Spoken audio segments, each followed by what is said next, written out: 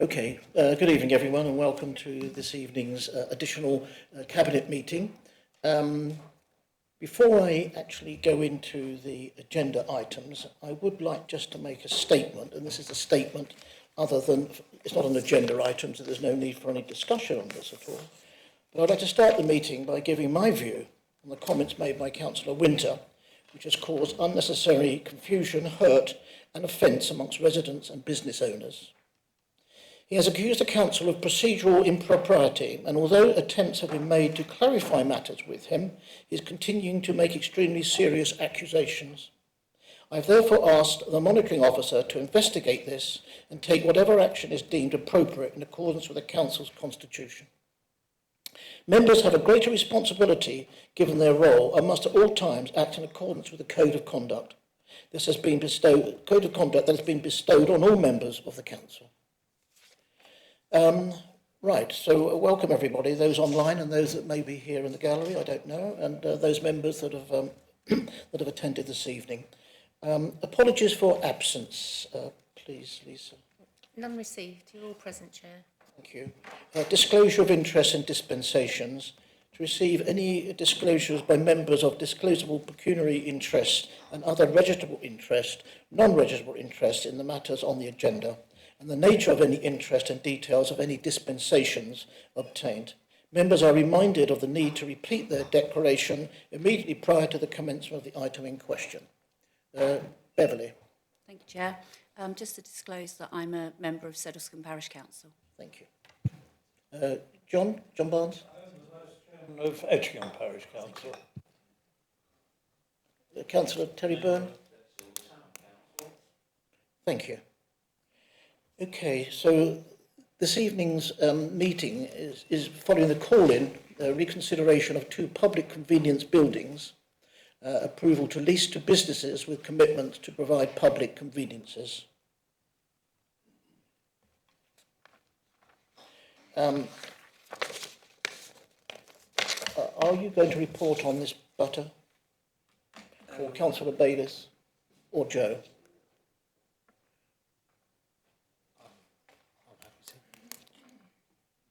Leader, it'd be happy. Perhaps, Leader, it'd be helpful if I just give a brief introduction. If you wouldn't mind, I think it would be quite useful. Thank you, Leader. So the report was in relation to, as you said, the call over, initially by overview and scrutiny, which then proceeded to full council, and given full council objected to the call-in that was provided by overview and scrutiny. It was advised by myself that the matter come back to Cabinet to consider the decision. Chair, initially, I was of the clear view, out of reading scrutiny, that it would come back to Cabinet if it wasn't contrary to a policy framework matter, Chair.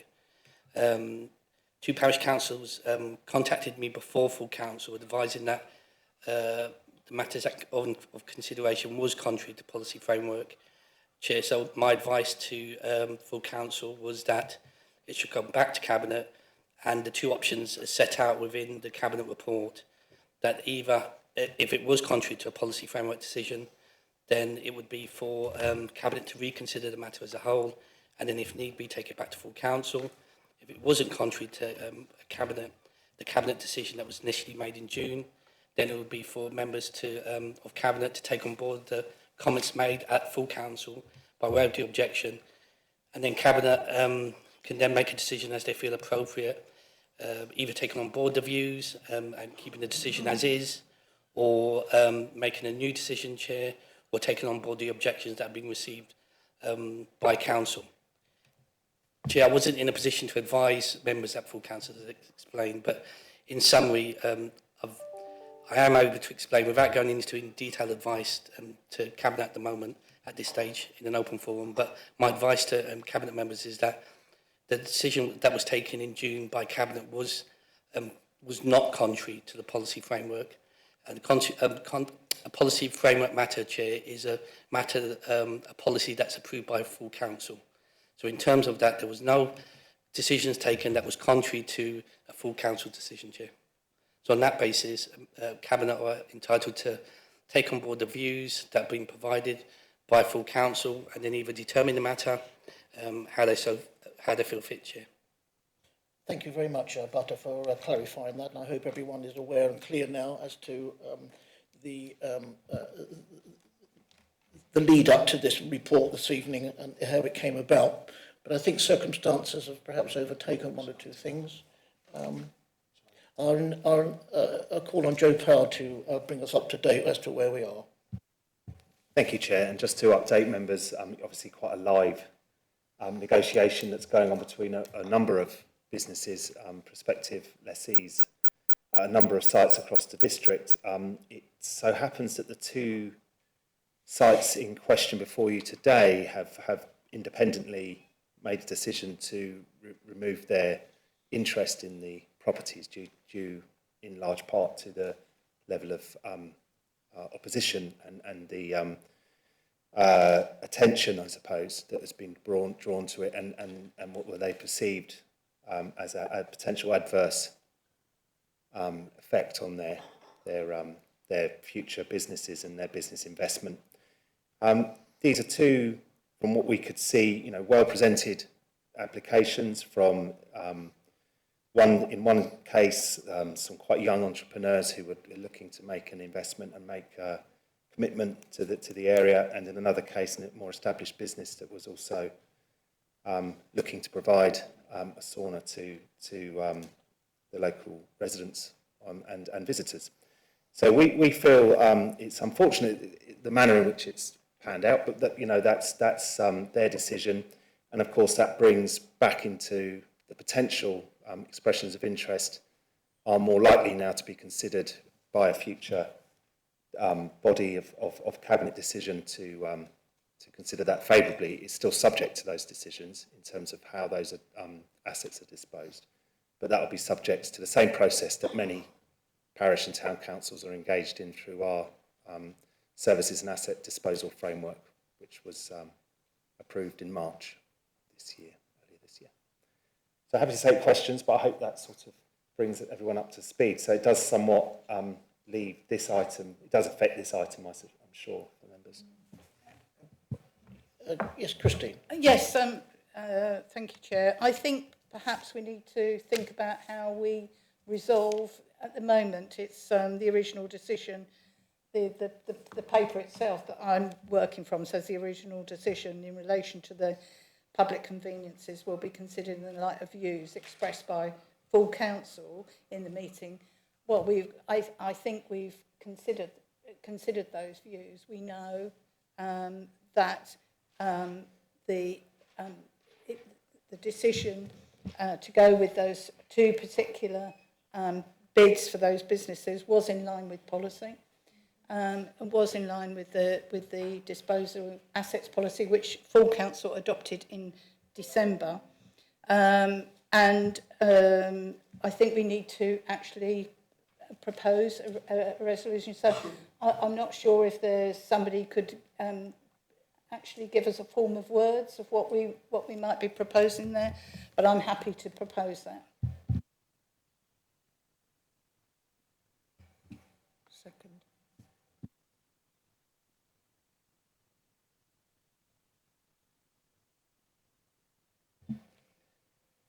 Leader, would you like me to just express a view at this stage, and perhaps it's something that members would like to consider? So it'd be something along the lines that members accept that given the change in circumstances, that only 9 leases will be considered going forward with regards to the asset disposal policy, with regards to the public conveniences.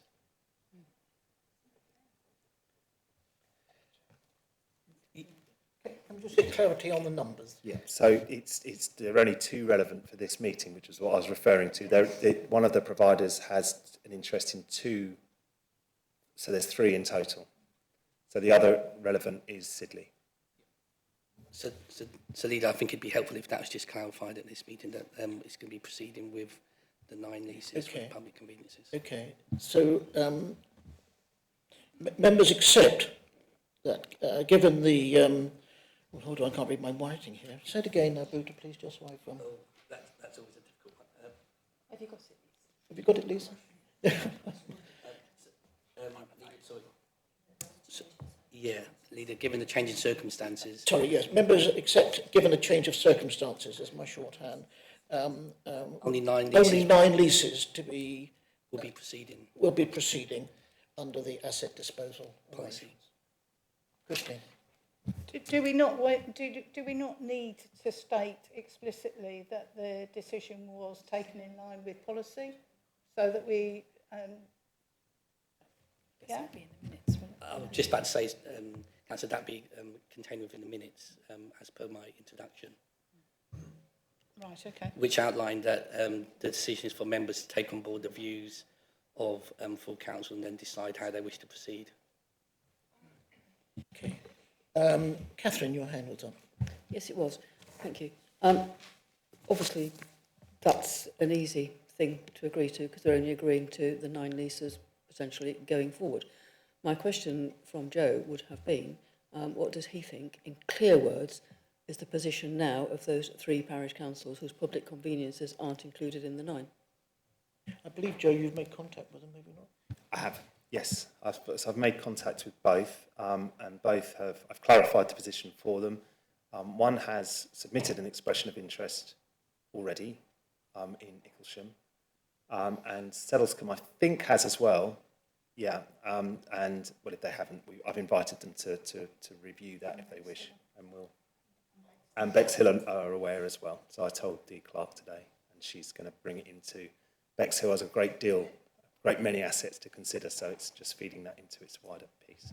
Sorry to pursue this, but I am still not clear on what basis the parish councils, if they do eventually get the public conveniences they wanted in the first place, on what basis they will acquire them. So we have there are a number of instructions from members at play at one time. So there's the Services and Asset Disposal Framework, which was adopted in March this year, largely in response to local government reorganisation. That's the process by which parish and town councils can express an interest in assets in their area for which they wish to acquire freehold. Exempted from that process are assets which are income generating or are actively being considered for income generation. So that includes a wide range of assets, including the toilets that were recently marketed prior to the framework being adopted, or even LGR being more than just a twinkle in Angela Rayner's eye. So it's really a question of us just managing the process that all parish and town councils are available to use, and now these 3 assets will become, it's more likely, because it is all subject to cabinet decision, it's more likely that they would be approved, and we would offer guidance to those parish and town councils to pursue those expressions of interest. So I hope that's clear. Thank you. So were one being cynical, one could say that all these assets, i.e. the public conveniences, which didn't have a value, now have a value which will preclude parish councils for getting them on the basis they could have had them before. I don't know that that's cynical. I think the original objective of these conveniences being brought forward was to make them income generating, and the marketing process demonstrates that there is a market potential in those premises. So that will need to be considered by members on those 3 particular assets when the expressions of interests are presented to Cabinet in due course. But that would be part of the best consideration, which is a key part of our asset disposal policy, which is part, as Uta says, is part of our formal policy framework. So that it'll be subject to a future decision. Thank you. Sam, did you have your hand up, please? I did, yes, Chair. 2 things. First was a suggestion in relation to the motion, which might be redundant now, but I'll say it anyway. I wondered whether it was worth just having an opening line to say Cabinet acknowledges that that this did not go against the policy framework, or words to that degree, just to make that point absolutely clear. However, and then to proceed with the motion as suggested. I think it is important to make it clear that this wasn't an issue of policy framework, and that has now been rectified. however the situation is now what it is. The second point I just wanted to make was I think it is important with the businesses that have been involved in these, and I'm sure officers are doing that, just to do what we can to show that we support businesses when they are trying to be involved with the council in one way or another, and if there are other assets or other opportunities available for them, to sort of suggest that they can consider those, because I don't want there to be a view that, and I think from some of the discussions, certainly in the previous couple of meetings, I think there could be perceptions that the council are opposing the businesses on the grounds of the type of businesses that they are, or things like that, which I don't want that to proliferate at all, because that's not true. And actually, we value all businesses, and I think it's known that I had objections and issues with the application of Sidley, but that was on the grounds of oversaturation and not on the grounds of the type of business or anything else like that. So I think it's just important to clarify in some regard. I'm sure officers are doing this anyway internally, that we are supportive of businesses in that way. Thanks, Chair. Yeah, thank you, Sam. I think it's important that we stress that, because we were challenged on that, and therefore, from a challenge point of view, it is now been clarified. Christine? Yes, I mean, I take lawyers' advice. I mean, if you feel that it shouldn't be included, but I just feel for absolute clarity's sake, bearing in mind your how we started the meeting off, that it's really important that we're really clear with the motions that we pass, that we have considered the legal arguments, and we accept that there was no breach of policy. I think that's really important to state that, and then to say that there are 9 conveniences that are going forward. I would say to members who might be listening, or that all of these projects, and I echo what Councillor Coleman has just said about supporting our local business, but all these projects will go, there will be a planning application, there will be an opportunity to voice any local concerns, a planning application going forward. There is quite a bit of process to go forward before we do this. But I do think the end game here is really good. We get to keep with the businesses must keep a public convenience open. I did look at some plans that have been submitted, and it's a huge improvement on what these businesses were proposing in terms of the toilet facilities. Much improved. They will be there most of the time operating their business while these toilets are open, so they're less likely to be vandalised and damaged.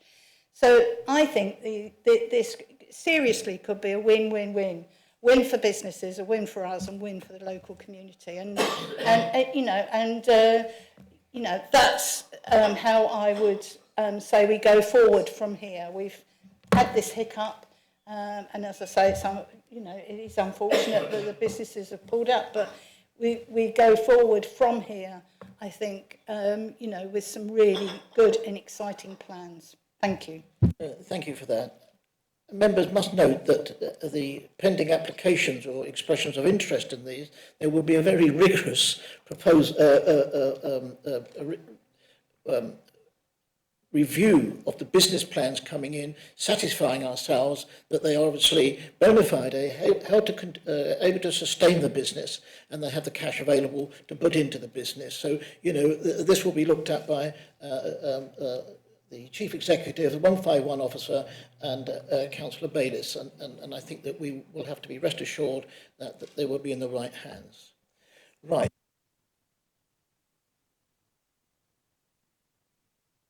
John? Yes, I think part of the problem here, and I reiterate that I'm the Vice Chairman of Etchingham Parish Council, because it's probably less emotive to refer to our particular problem, which is you have a car park in Etchingham which was actually built to serve certain houses on Oxenbridge Lane. That has now been withdrawn from consideration on the grounds that it has commercial value. If Etchingham is not allowed to bid for that, and even express an interest, which is where we've ended up, then in fact those houses will have no parking spaces and will have to park on the road. So it seems to me to deny a parish council a right to express an interest is actually a pretty major step, which I'm not sure those who drafted the policy, and I make it quite plain I support the basic policy. I think it was sensible and a good policy, but I'm not sure the way it's being applied always actually serves the public interest. Okay, I think we don't want to be distracted by specifics on this tonight. We have a specific item to deal with tonight, but I'm sure that Joe Powell will come back to you on that if that will clarify it and guide your parish council as to the way forward. Yeah, just to clarify, you can express an interest in absolutely any asset you wish. Any correspondence with surveyors that we will try and guide and give an indication of what the likely outcome is going to be. But every asset an interest can be expressed, and we will present those as a best value consideration to our members at Cabinet ultimately. So just to clarify that point, and if there does need to be some clarification in how that's being communicated, I'd be happy to take that offline, Councillor, and discuss that with you. I'm grateful for that assurance. At the moment, it has simply been withdrawn from the list.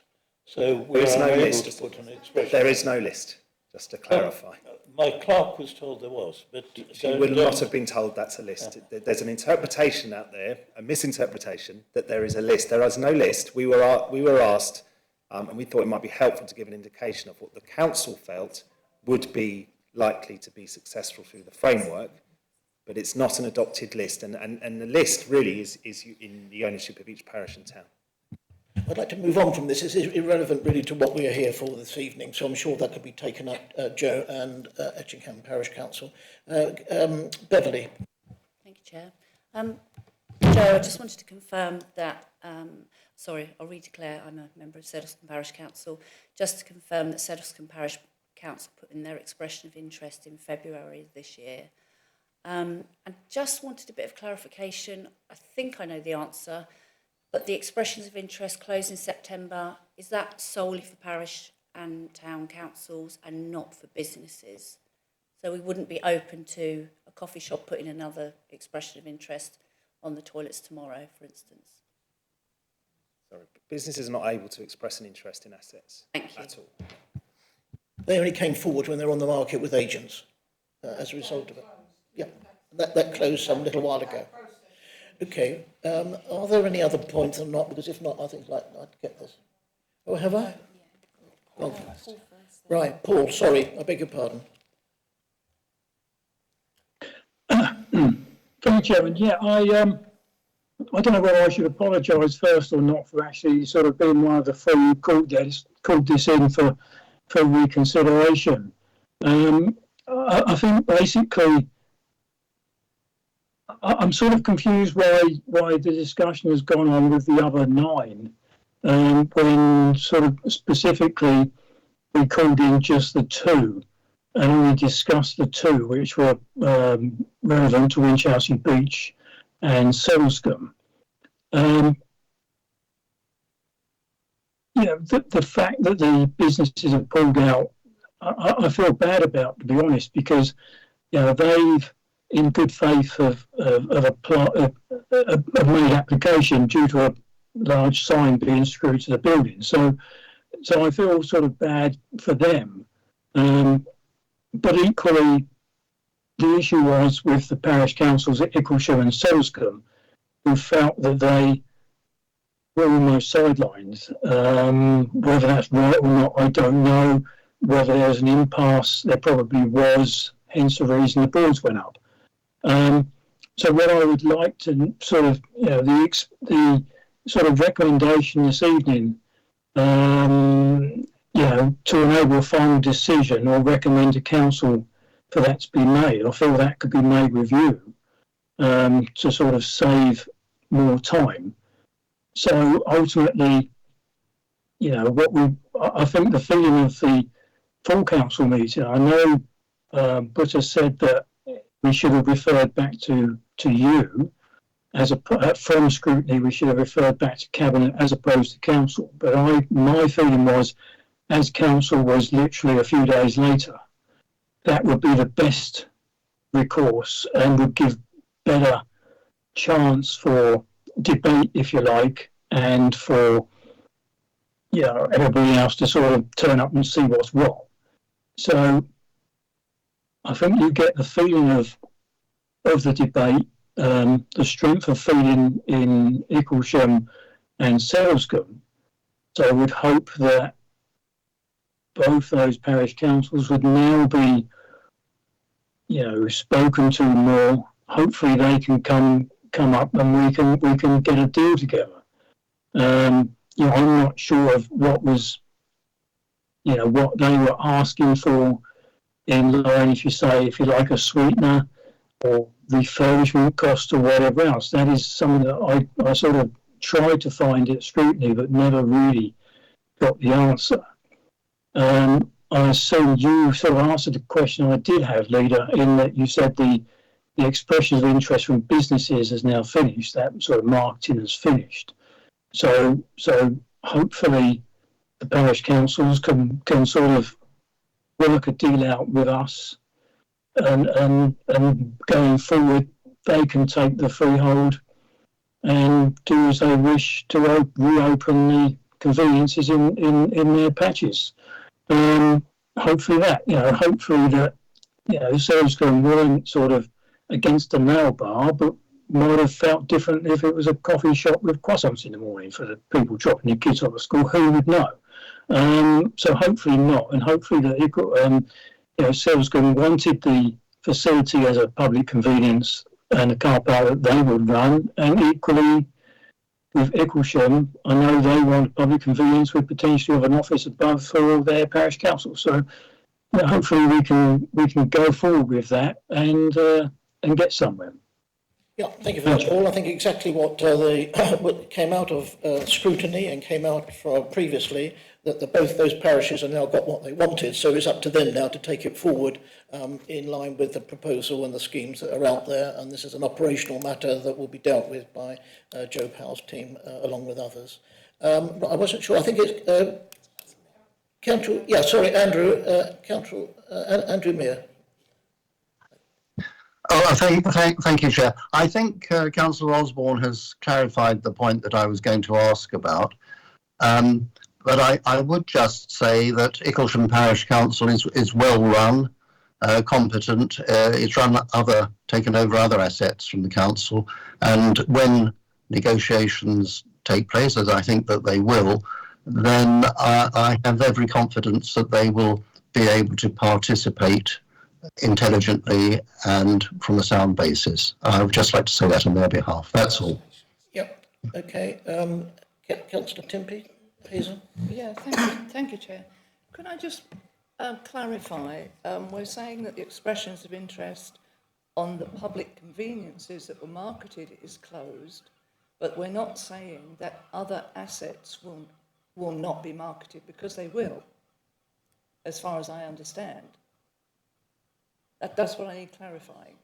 It may be closed on public conveniences, but it's not closed on any other assets that estates identifies.